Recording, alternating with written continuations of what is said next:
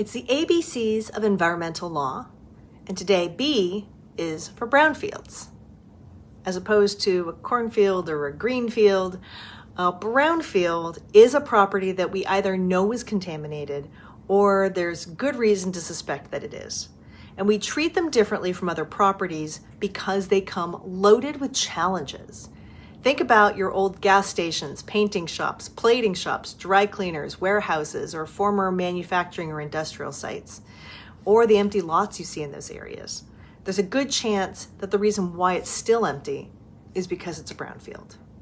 Because of these risks, brownfields are often cheaper to buy, and they could come with incentives like grants, tax benefits, or special redevelopment programs. So for investors who understand the process and are willing to take on the risk, brownfields can be opportunities, but they are not for everyone. And I see a lot of people get burned by thinking that they understand how to profit from a brownfield, and then they find themselves out of their depth.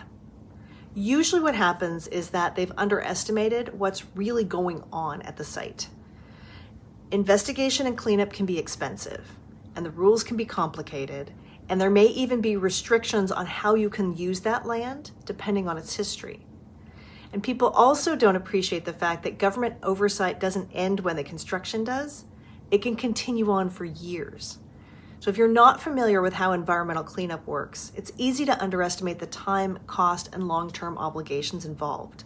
And we often see buyers who are attracted by the idea of these incentives without realizing that they're also locking in cleanup standards and future use restrictions, and they'll be taking on ongoing responsibilities.